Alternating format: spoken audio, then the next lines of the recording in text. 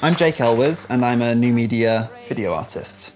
The Zizi Project is about exploring the intersection between drag performance and queer identities, along with deepfake technology, and the ways in which art can help to demystify artificial intelligence. Meine Damen und Herren, Mesdames and Messieurs, ladies, gentlemen, and everyone between and beyond the binary, welcome to the Zizi Show. The Zizi Show is an interactive online deepfake cabaret where you can play with these deepfake drag artists that have been generated using artificial intelligence. Through the magic and mystery of artificial intelligence, we will create a deep-fake bespoke drag experience especially for you on our virtual stage. As an artist, I'm so interested in when these systems break down.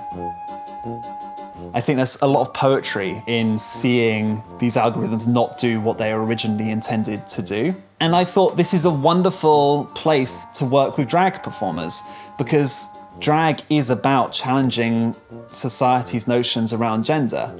So to use those performers to challenge these data sets highlights the fact that the people who have designed these systems and algorithms had a bias towards normativity. Well, my dears, it's now over to you to make your first decisions of the show. It's quite simple, really. Pick a performer, then pick an act. We made sure that we had a really good range of drag kings, drag queens, of different genders, different sexualities, and people from different parts of the London drag scene. And we created deep fake versions of each of those different performers. Representation and consent were really important considerations for us in tackling how these technologies are currently being used to exploit people, such as with deepfake porn or fake news. To construct a deepfake body, you initially film reference footage of someone moving around a room. You film them from every angle. This becomes your data set. You then do what's called skeleton tracking. You turn the body into all of these different points. The machine learning then comes in, and eventually it creates a version of that person that is almost indistinguishable from reality. You can then feed in any new skeleton doing any new movement, and it will create a synthesized version of that person doing that movement. This is my love, and I don't give a damn for lost emotions. I touch a lot of love, but that's the gift. Let me live. Let me live.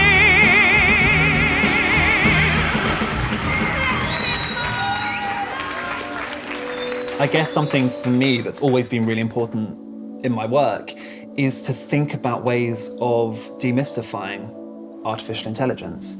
There's so much fear that goes on, and that's often due to miscommunication around what we mean when we talk about AI. Deepfake is, in a way, an example of that, of our worst fears coming to life, that this machine is able to replace a human. That's not really the case. Right now, the issues are ethical and political and around policy and around power, and aren't so much around are computers going to replace the human brain. The work deliberately plays with this false idea that AI systems are human-like. It constructs an AI character only to then deconstruct it, showing how it breaks down and making visible the technologies used in its construction. Now, my darlings, AI systems often inherit the bias of the cis-white heteronormative patriarchy that controls our society. But here at the Zizi Show, we plan to disrupt the dataset by flooding it with a myriad of marvelous queer drag bodies. These huge, vast datasets get created by these companies. If the people gathering that data have a bias towards white, Western faces, then the software that they're creating will do a really bad job at recognizing black people or trans people. The Zizi Project is about tackling that bias. So thinking about how we can create our own data sets and take back the control. And as a queer community, thinking about whether we want to be recognized by these systems and can we queer these systems. So this idea of like dirtying the data set or queering the data set is something that I'm quite interested in.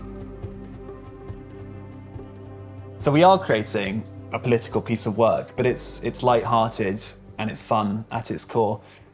It's silly, it's cabaret, it's an AI drag queen, but it does have this more serious dimension, which I hope that people will pick up when watching the piece.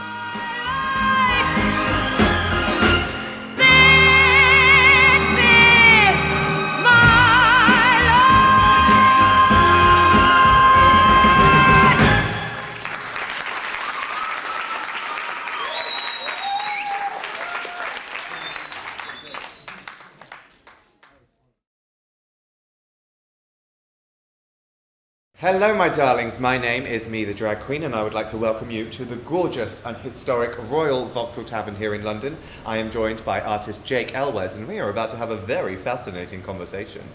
So yeah, we're going to be talking about the Zizi Project. So it's the project I've been working on for the past few years, which is exploring the intersection of drag performance and artificial intelligence and deepfakes. And what we're going to do is answer a bunch of viewer, audience, fan questions. So it's over to you for the first one of the night.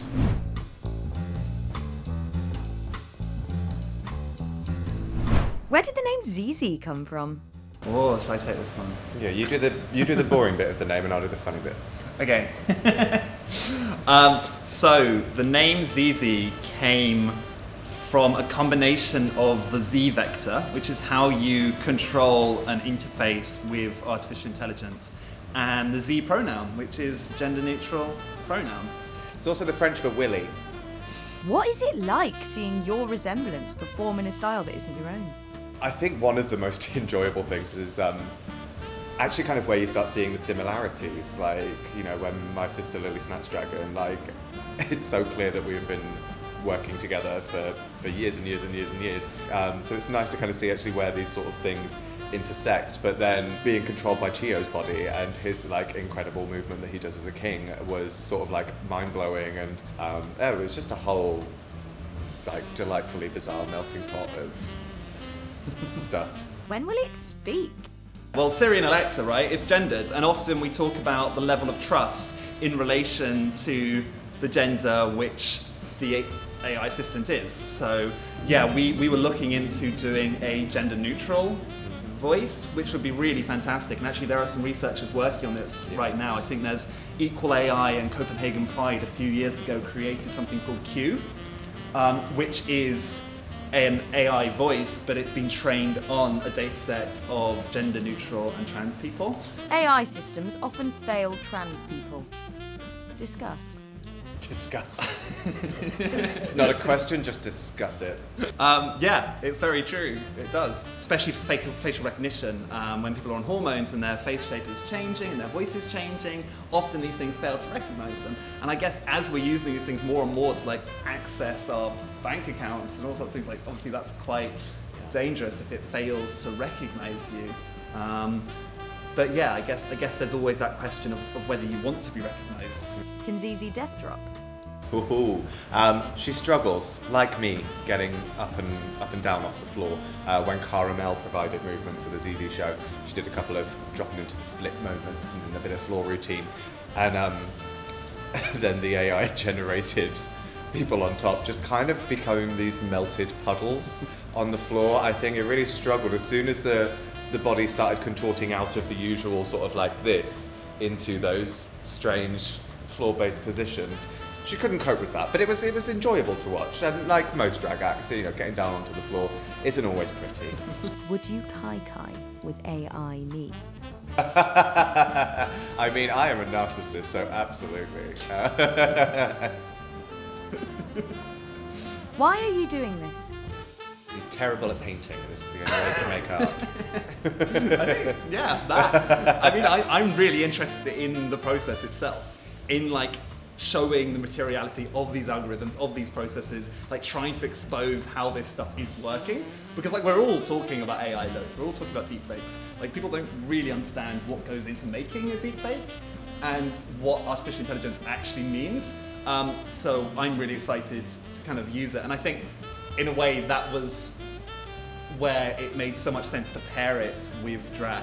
So I guess that's why I'm doing it. I kind of want to change the narrative. I want to find a way of, celebrating communities rather than oppressing them with these technologies, which are quite dark and exploitative by nature. What would you say to AI drag queens taking over the world? Bring it on! Bring it on!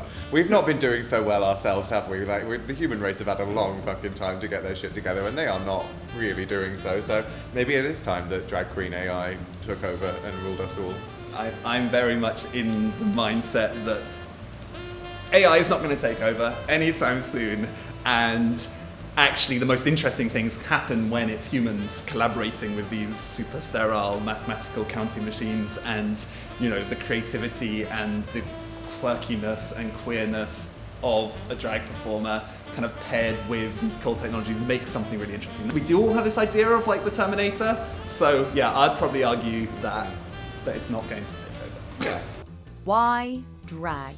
I mean, it's my job, so that's kind of what I'm here for. I just think, we want to inject the fun, the spirit, the community. Yeah, for me it's like drag because drag is fun and celebratory and playful and can be camp and silly and all of those things and kind of take it into a completely different direction.